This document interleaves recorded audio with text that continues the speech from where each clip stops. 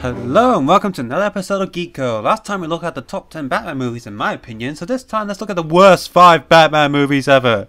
Now remember folks, these are personal opinions and if you don't agree... You're unbelievable, man. You're unfucking believable. Just comment below and say what are your top worst and top best Batman movies ever. And before we head over to the actual list, let me just tell you some of the other Batman movies that didn't make it into either lists. For the top 10 and worst 5 Batman movies, in total I counted 27 Batman movies. The ones that didn't make it into the list are just sort of they're not that good, they're not that bad. And just because I don't want to ruin the top 5 worst list, I'll list out those movies at the end of the top 5 worst list. Number 5. 2011 Batman Year 1. Now when the comic book first came out, it was a good story. But let's face it hasn't really aged too well and this animated movie just shows that. And it doesn't help that this animated movie of Batman's first year came out, well, pretty close to Batman Begins. It's only been a few years and Batman Begins is still fresh in our memories. And let's not forget that Batman Begins was heavily influenced by the original book. But what really makes this animated movie not so good is that the voice actor of Batman is utterly terrible. His voice is completely wrong, he's just not into the character, he's just... The only upside here is that the story is mostly told through Gordon's perspective and Batman doesn't really talk too much, but when he does talk I want to strangle him and tell him you're not doing your job right! Next we also have a strong reminder of what Frank Miller has become today. His ideology is that all women are whores. For example, it's really disrespecting. Number 4. 1992 Batman Returns.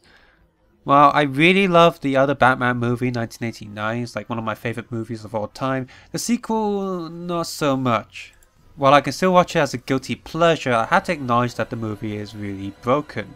There's too many villains, the movie doesn't know what to focus on, there's a lot of plot holes and things don't make sense, and characters acting out of place. There's a review for this movie on thatguywiththeglasses.com so you can get more details there. But the film overall is just weak. Contains really annoying moments like the Penguin getting mad on his little Batmobile thingy. Ugh, that's really annoying. And like I said, with plots that make no sense. This movie's saving grace however is its visual design because it's still got that timeless feel to it. And Michael Keaton as Batman is awesome as always. Number 3. 1995 Batman Forever. Joe Schumacher cannot direct anything apart from some sort of drama. The script writers for this movie are average. The executives of Warner Brothers and producers at this time are morons. The only reason this film isn't further up the list is because there's Batman and Robin for us to puke through. Well, to be honest, there is some saving grace in this movie, like, you know, exploring Batman's character when he has some sort of revelation and flashback to the past, and oh wait, that was a deleted scene. You deleted one of the best things this movie could have had, you morons! Excuse me. They reduced Robin's character to a whiny brat, they made Batman stupid, and they also put this meaningless love plot in the middle of nowhere, and completely disregarding the previous movies. I mean, yeah, sure, Nicole Kidman is, hot, but still, her character has no weight in this movie. They completely misunderstand the character of Two-Face, and completely made him his own whacked up goofiness version of him. And Jim Carrey just sort of steals all the scenes by being Jim Carrey.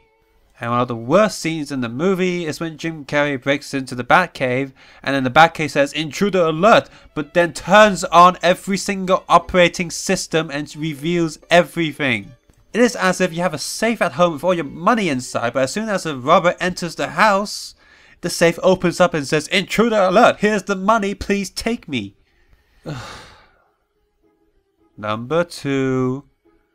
1997 Batman and Robin. Stupid puns, stupid dialogue, stupid characters, stupid design, stupid videos, stupid everything. I really hope those stupid executives that told the movie had to be toyetic can go f themselves. Excuse me.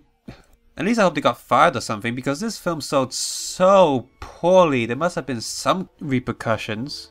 This film is so bad that in the special features of the DVD, Joe Schumacher himself apologizes for the movie. But let's be honest here, it's not entirely his fault. Yes, I don't like his direction and visual styles, but face it, With a poor script such as this, no one could make it a good film. Even still, let's think for a moment. If this film was meant to sell toys, that's still no reason why this film is so bad. You can make a good film and still sell a lot of toys. I mean, just look at the Japanese tokusatsu industry. And those of you who don't know, tokusatsu is Japanese superhero shows where, well, they're mostly meant to sell toys. Except most of them don't suck and are quite highly regarded. So what went wrong here? First of all, you have, like I said, a brain dead person wrote the script. Bane is completely misunderstood here. They have no idea what Bane is and they just made it into some mindless, brute, zombie, brainless character. A complete solar opposite of Bane, who is supposed to be smart, a tactician, and strong. Mr. Freeze, however awful he is, at least Arnold Schwarzenegger is having fun in the character, is reduced down to ice-related puns. And like I said, the only reason he's anything decent in this film is because Arnie is, well, lovable actor who's having fun in this role, and also they stole the storyline from the animated series where he's trying to rescue his wife. Next we have Poison Ivy, who, you might like Uma Thurman or hate her, but I don't care about Uma Thurman. She can act quite well, but I never found her attractive. She's a decent, average looking woman, but when you find someone to play Poison Ivy who's meant to be the most hottest sexual desirable thing in the entire universe, and you get someone who looks average, it doesn't make sense. It doesn't help that she's given cheesy and campy and horrible dialogue that's just not funny. Next you have Robin, which is reduced to even more whiny brat. And then you have Batgirl, who's just she is a 100% terrible character, bad acting, so bad writing and a bad actress. Stay with your stupid clueless movies and stay away from superhero movies. Next you have George Clooney as Batman. Now I don't mind George Clooney in films such as Ocean's 11 and other stuff, like Burn After Reading and all that. But there's one thing he's not, and that's Batman. George Clooney is carefree. He's too happy all the time. Batman is not carefree and he is not happy all the time. Even if Batman can be happy, there is 3 villains running around Gotham City and Alfred is dying in the movie. Stop smiling in the bloody movie! And finally you have Alfred, who is the only decent actor and character in this movie. So what can top the disaster of this movie?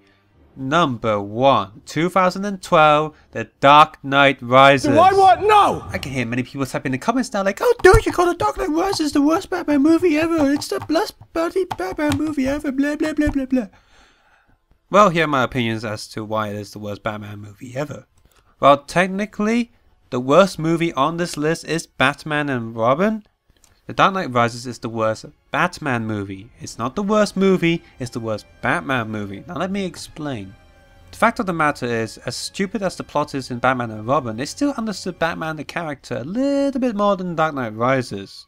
And aside from that, both movies both suffer from big plot holes, terrible lines, and completely forgetting what Batman means as a character. In The Dark Knight Rises, Batman is stupid. He's way too trustworthy, he's way too horny, and loves to throw away his responsibilities so easily. What was one of those things in the Batman animated series that Batman sometimes says? The mission never ends.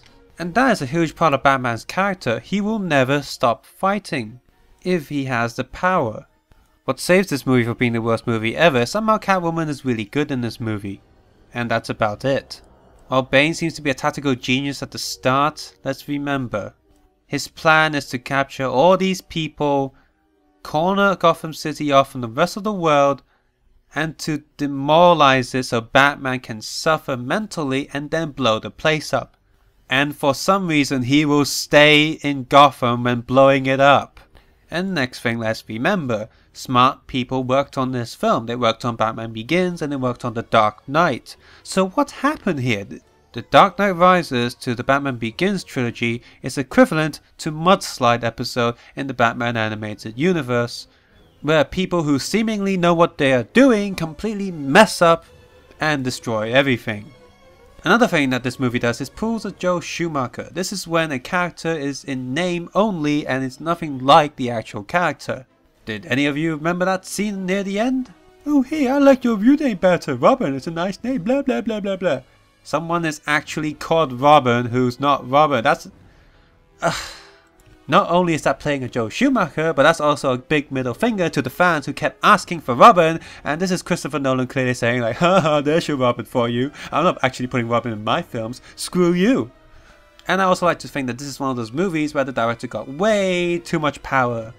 And this is the same thing as the Star Wars movie where George Lucas got way too much power.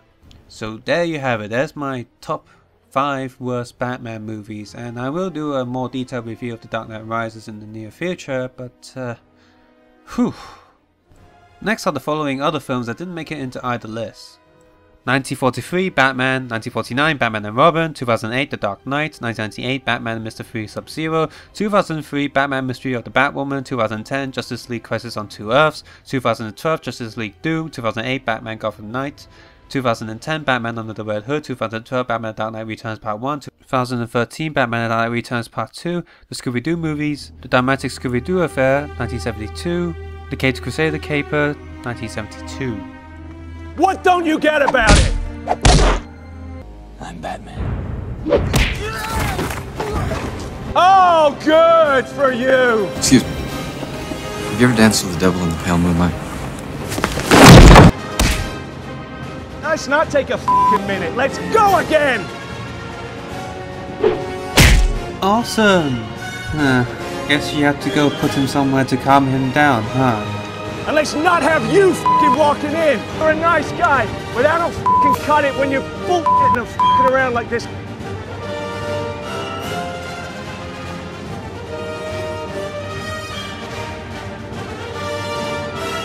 Fuck's sake, man, you're amateur.